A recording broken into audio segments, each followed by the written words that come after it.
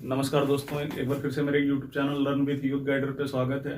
तो जैसा कि आप लोगों को पता होगा कि हम लोग मैथ का बहुत ही महत्वपूर्ण चैप्टर प्रॉफिट एंड लॉस पढ़ रहे हैं, जिसको हम लोग हिंदी में कहते हैं लाभ और हानि। तो इसमें हमने ऑलरेडी इसके जो 4 टाइप होते हैं उनको हमने पढ़ लिया है, लेकिन आज हम लोग इसका 5वां टाइप पढ़ेंगे। तो ये जो 5वां टाइप है ये बहुत ही महत्वपूर्ण है और इस टाइप के क्वेश्चन आप लोगों को लगभग सभी एग्जाम में देखने को मिल सकते हैं।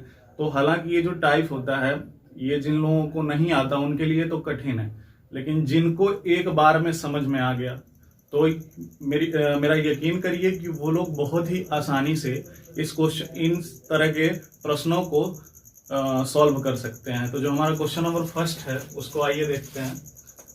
तो जो हमारा क्वेश्चन नंबर फर्स्ट है वो ये कह रहा है कि एक सब्जी विक्रेता ₹1 में 2 की दर से नींबू खरीदता है।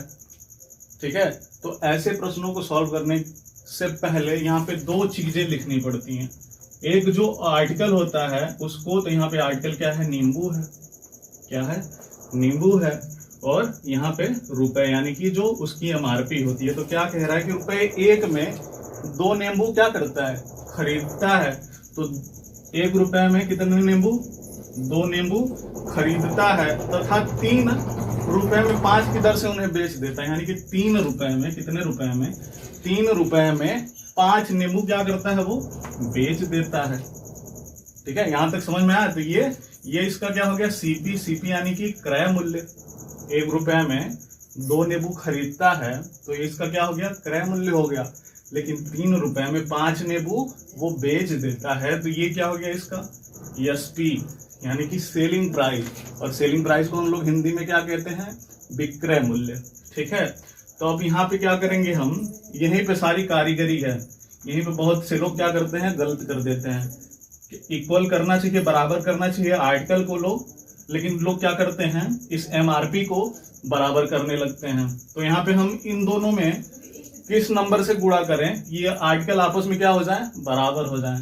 तो यहाँ पे देखिए कि इस अगर हम 5 में 2 से गुणा करते हैं तो ये 10 बन जाएगा, और इस 2 में अगर हम 5 से गुणा करते हैं तो ये 10 बन जाएगा।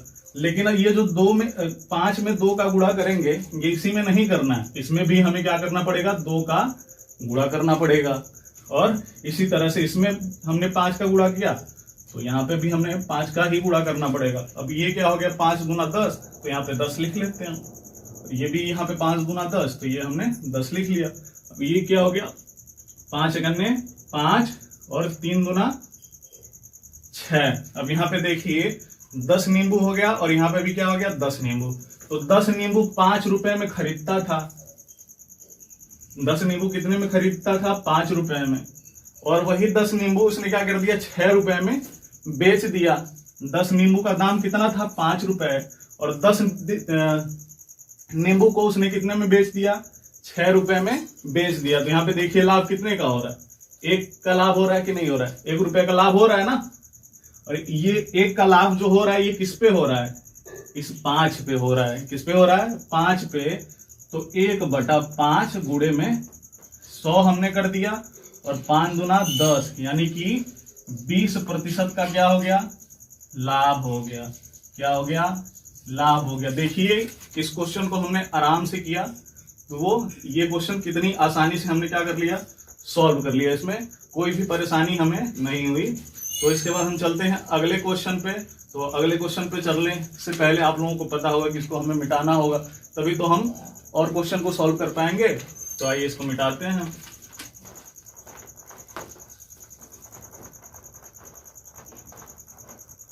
इस तरह के क्वेश्चनों को देख के हड़बड़ाना नहीं है। अक्सर बच्चे क्या करते हैं, एग्जाम में जल्दीबाजी करते हैं, और जल्दीबाजी की वजह से ही क्या होता है, उनका एग्जाम खराब हो जाता है। तो कोई भी एग्जाम को दीजिए तो धैर्य से, यानी कि पेशेंस के साथ एग्जाम को देंगे तो बहुत है, आराम से कर लेंगे। और जरूरी नहीं है कि आप 100 में से 100 करके ही आए। आप एक्यूरेसी पे ध्यान दीजिए कि जितना करिए उतना सही करिए। ठीक है, क्योंकि आज के टाइम में लगभग सारे एग्जामों में माइनस मार्किंग हो रही है। एक का दुक्का एग्जाम को छोड़ दिया जाए तो लगभग सभी एग्जामों में माइनस मार्किंग का प्रावधान धीरे धीरे शुरू किया जा रहा है। ठीक है, तो इसी वजह से ध्यान रखिए कि ज्यादा से ज्यादा गलत क्वेश्चन ना करिए। अब इसके बाद हम आते हैं क्वेश्चन नंबर 2 पे। एक फल विक्रेता कुछ संतरे, वहां पे नींबू था और यहाँ पे क्या हो गया, संतरे हो गया। संतरे ₹10 में 5 की दर से खरीदता है। तो आइए सबसे पहले इसका सीपी लिख लेते हैं। सीपी यानी कि क्रय मूल्य। तो यहाँ पे संतरे पहले की तरह क्या लिखेंगे हम, संतरे लिखेंगे और यहाँ पे रुपए लिखेंगे। संतरे कितने संतरे खरीदता है, ₹10 में 5 की दर से, यानी कि 10 रुपए में 5 संतरे इसने खरीदे। लेकिन आगे क्या होता है, खरीद कर ₹15 में 6 की दर से क्या कर देता है, इसको बेच देता है। यानी कि 15 रुपए में 6 संतरे ये बेच देता है। तो ये जब बेच देता है तो ये क्या हो गया, इसका एसपी हो गया। अब पहले के ही तरह हम क्या करेंगे, जो आर्टिकल होते हैं यानी कि संतरे की संख्या को क्या करेंगे, हम बराबर करेंगे। संतरे की संख्या को क्या करेंगे, बराबर करेंगे। तो किसी ऐसे नंबर से इन दोनों में गुणा कराएंगे कि क्या हो जाए, ये दोनों बराबर हो जाए। तो यहाँ पे देखिए, अगर इस 5 में हम 6 से गुणा कराते हैं तो ये क्या बनेगा, 30 बनेगा। और इस 6 में अगर हम 5 से गुणा कराते हैं तो ये भी क्या बनेगा, 30 बनेगा कि नहीं बनेगा। लेकिन ये जो गुणा कराना है इन दोनों में कराना है। अगर यहाँ पे हमने 6 का गुणा कराया तो यहाँ पे भी हमें 6 का ही गुणा कराना पड़ेगा। अगर हम ने क्या किया, अगर यहाँ पे 6 में 5 का गुणा कराया तो यहाँ पे 15 में भी हमें 5 का ही गुणा कराना पड़ेगा। तो यहाँ पे 10 छक्का क्या हो गया, 60 हो गया और 15 पचे 75 हो गया। यानी कि 30 रुपए 60 में इसने 30 संतरे क्या किए थे, खरीदे थे। और बेचा कितने में, 75 रुपए में 30 संतरे इसने क्या कर दिए, 75 रुपए में 30 संतरे बेच दिए। ध्यान से देखिए, 60 रुपए में 30 संतरे खरीदे थे, लेकिन 75 रुपए में इसने क्या कर दिया, 30 संतरों को बेच दिया। तो यहाँ पे देखिए क्या हो रहा है, प्रॉफिट हो रहा है कि नहीं हो रहा है, प्रॉफिट हो रहा है ना। कितने का प्रॉफिट हो रहा है, 15 रुपए का। कितने का प्रॉफिट हो रहा है, 15 रुपए का। और ये जो 15 रुपए का प्रॉफिट हो रहा है ये किस पे हो रहा है, इस 60 पे हो रहा है। किस पे हो रहा है, इस 60 पे। प्रॉफिट और लॉस हमेशा ध्यान दीजिए कि ये सीपी पे यानी क्रय मूल्य से ही इसको जोड़ा जाता है। तब हम क्या करेंगे, इसका प्रतिशत निकालेंगे। तो 15 बटा में 60 और गुणे 100 कर देते हैं।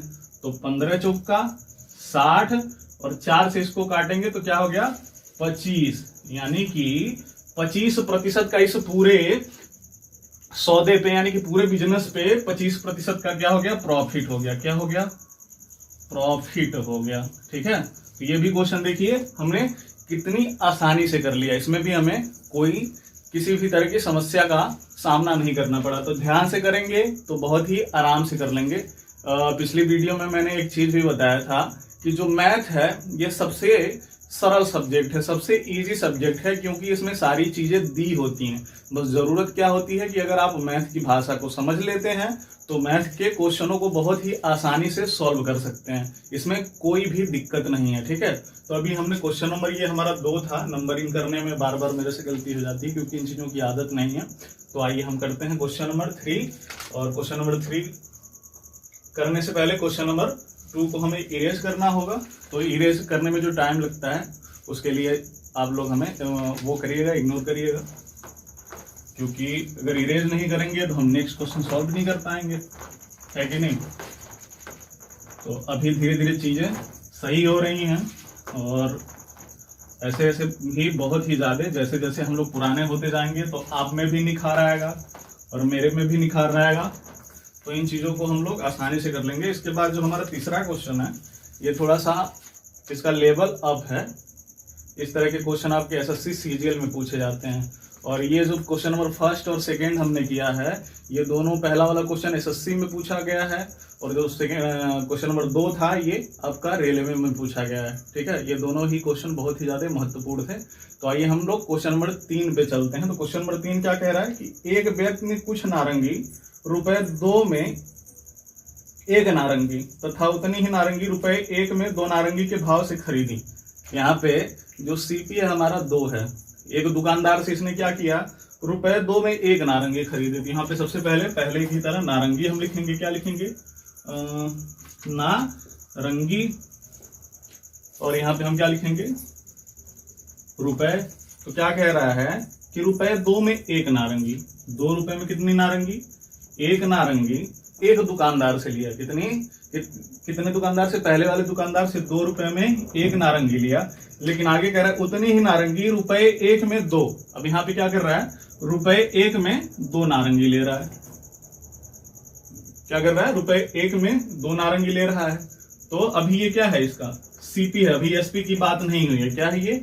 सीपी है। अभी यहाँ पे एसपी की बात नहीं हुई है। तो अब यहाँ से हम सीपी निकालते हैं। तो इसमें भी क्या करना पड़ेगा? इन दोनों को हमें बराबर करना पड़ेगा। बिना बराबर किए काम नहीं चलेगा।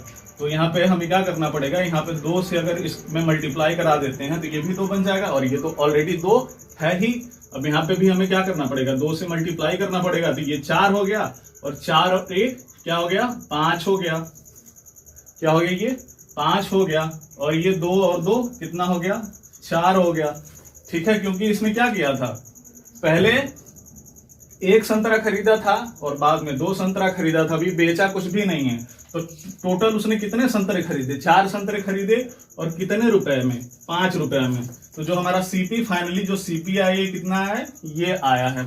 अब इसके बाद आगे क्या कह रहा है कि एक व्यक्ति ने सभी नारंगी रुपए 3 में 4 नारंगी के भाव से बेची। रुपए 3 में कितने रुपए? रुपए 3 में कितने रुपए? रुपए 3 में 4 नारंगी के भाव से बेची। कितने नारंगी के भाव से? 4 नारंगी के भाव से बेची। तो आगे क्या कह रहा है? लाभ प्रतिशत ज्ञात करिए। तो यहाँ पे हमें कुछ बराबर करना ही नहीं है। यहाँ पे ऑलरेडी ही 4 नारंगी है, और यहाँ पे भी 4 नारंगी हो गई। तो अभी हम देखेंगे कि कितने की ये हो रहा है। यहाँ तो हानि हो रही है ना। यहाँ तो क्या हो रही है? हानि हो रही है, क्योंकि इसने क्या किया था कि 5 रुपए में 4 नारंगी खरीदी थी। 5 रुपए में 4 नारंगी खरीदी थी, लेकिन यहाँ पे क्या कर रहा है? ये 3 रुपए में 4 नारंगी बेच दे रहा है। तो यहाँ पे हानि हो रही है कि नहीं हो रही है? हो रही है। और ये हानि कितने की हो रही है? 2 की। 2 रुपए की हानि हो रही है ना इस पूरे बिजनेस में। अब ये जो 2 की हानि हो रही है किस पे हो रही है? इस 5 पे। तो 2/5 गुणे, यहाँ पे हमने 100 किया, और क्या हो गया? 5 दूना 10, यानी कि 20, और 20 दूना 40% का क्या हो गया? इस पूरे बिजनेस पे लॉस हो गया। क्या हो गया? लॉस हो गया। इस पूरे बिजनेस पे 40% का क्या हो गया? लॉस हो गया। ये तो था हमारा क्वेश्चन नंबर 3। लेकिन अब जो क्वेश्चन पढ़ेंगे ये प्रॉफिट एंड लॉस का नेक्स्ट टॉपिक टाइप होगा। तो इसको देख के आप लोग हड़बड़ाएंगे नहीं। ये भी क्वेश्चन अगर हम मेरे तरीके से करेंगे तो बहुत ही इजी हो जाएगा। ठीक है, तो ये क्वेश्चन नोट करिए, और नोट करिए उसके बाद हम इसको इरेज करते हैं, फिर आगे बढ़ते हैं। तो आइए इसको इरेज कर लेते हैं।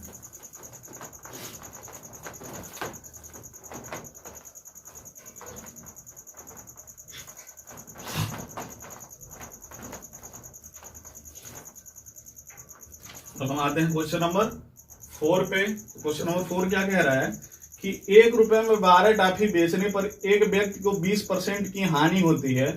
इस पर 20% लाभ कमाने हेतु 1 रुपए में कितनी टॉफी बेची जानी चाहिए?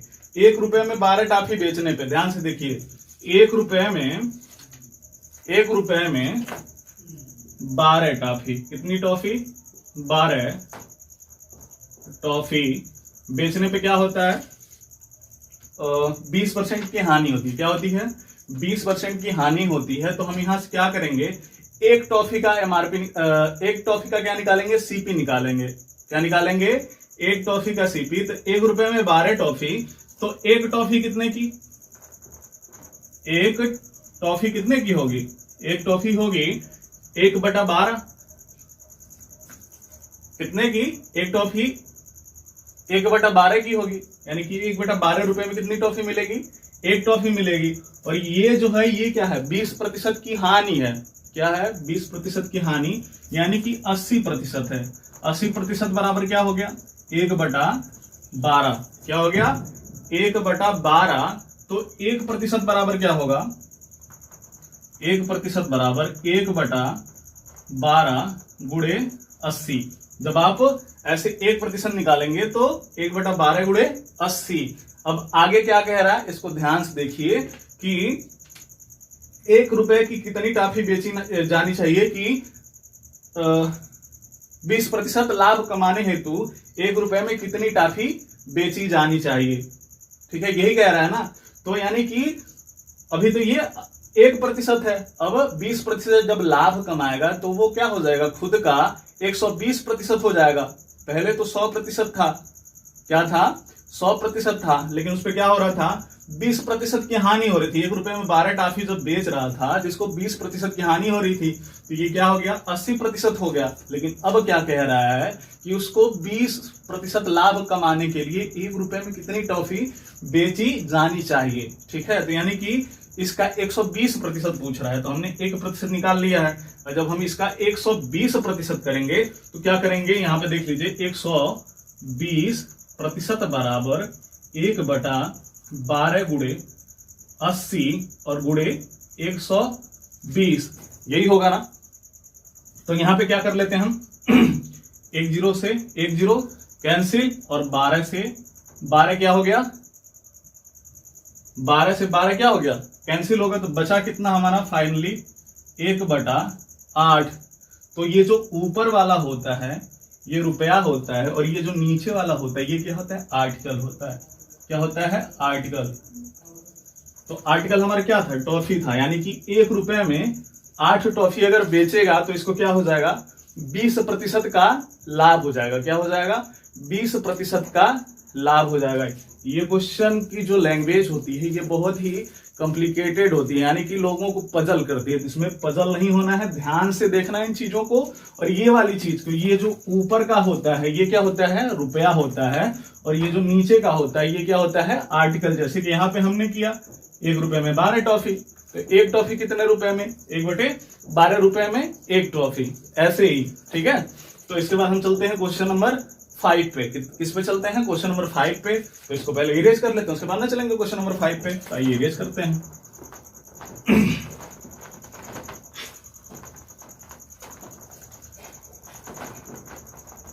तो अब हम देखेंगे क्वेश्चन नंबर 5। क्या देखेंगे, क्वेश्चन नंबर 5। तो क्वेश्चन नंबर 5 क्या कह रहा है कि ₹1 के 20 की दर से बटन बेचने पर एक दुकानदार को 4% की हानि होती है। इस पर 20% लाभ कमाने हेतु 1 रुपए में कितने बटन बेचे जाने चाहिए। सेम चीज, ₹1 में क्या, कितनी बटन, 20 बटन। 1 रुपए में 20 बटन बेचने से क्या होता है, 4% की हानि होती है। 4% की हानि जब होगी तो क्या हो जाएगा, ये 96%। खुद का क्या हो जाएगा, ये 96%। तो आइए 1 बटन का हम क्या निकालते हैं, 1 बटन कितने रुपए में बेची जाती है। तो 1 बटन का यहां पे हम निकालते हैं, 1 बटन बराबर क्या हो जाएगा, 1/20। और जो ये 1/20 है ये कितना है, 96% है, क्योंकि 4% की क्या हो रही है, हानि हो रही है। तो 96% बराबर 1/20, 96% बराबर 1/20। तो 1% बराबर क्या होगा, 1/20 गुणे 96, 1/20 गुणे 96। और क्या कह रहा है कि इस पर 20% लाभ कमाने हेतु 1 रुपए में कितने बटन बेचे जाने चाहिए। यानी कि 20% जब लाभ कमाएगा तो ये खुद का कितना प्रतिशत होगा, खुद का ये कितना प्रतिशत होगा, 120% होगा कि नहीं होगा। क्योंकि पहले तो ये 100% था, लेकिन उसमें 4% की हानि हुई, तो ये कितना बना, 96%। लेकिन अब उसमें हमें 20% का लाभ कमाना है, तो जब 100 में 20 ऐड करेंगे तो कितना हो जाएगा, 120% होगा कि नहीं होगा, होगा ना। तो अब हम जब इसका 120% निकालेंगे तो यहाँ पे 120% लिखते हैं, क्योंकि यहाँ पे थोड़ी सी जगह कम पड़ रही है। तो वो अगर नीचे लिखेंगे तो शायद आपको ये चीजें नहीं दिखेंगी। तो 120% बराबर 1/20 गुणे 96 और गुणे 120। तो यहाँ 0 से 0 गया और 2 से 12 यानी कि 6 और 6 से इसको काटेंगे तो आएगा कितना, 16, यानी कि 1/16। तो जैसे कि मैंने पहले बताया था कि ऊपर वाला क्या होता है, रुपया होता है, और नीचे वाला क्या होता है, आर्टिकल होता है। क्या होता है, आर्टिकल।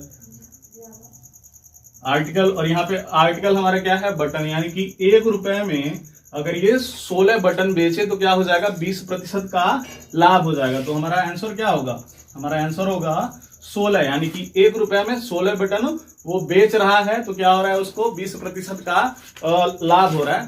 तो अभी हम, ये मेरा वीडियो यहीं पे खत्म होता है, ठीक है, क्योंकि ज्यादा क्वेश्चन करेंगे तो वीडियो बहुत लंबा हो जाएगा और अभी मेरे पास संसाधनों की कमी है, इस वजह से वीडियो छोटा छोटा करते हैं। तो जैसे जैसे आप लोग मेरी वीडियो को पसंद करेंगे, हमारा सपोर्ट करेंगे, वैसे वैसे हम इन चीज़ों को और भी बड़ा करते जाएंगे, ठीक है। तो आज के लिए इतना ही। और बहुत लोग सोचते होंगे कि ये जो मेरे हाथ में पेपर है इसमें मैं सोल्यूशन लिखता हूँ, तो ये सोल्यूशन नहीं है, ये बस क्वेश्चन है, क्योंकि क्वेश्चन मैं जब एडिट करता हूँ उसके बाद लगाता हूँ, ठीक है। तो इनको सॉल्व करने के लिए हमें इसकी हेल्प लेनी पड़ती है, जब हम क्वेश्चन पढ़ेंगे तभी तो सॉल्व कर पाएंगे। तो आज की वीडियो हम यहीं पे खत्म करते हैं। अगर हमारी ये वीडियो आपको पसंद आती है तो हमारे चैनल को सब्सक्राइब करिए, वीडियो को लाइक करिए, शेयर करिए। धन्यवाद।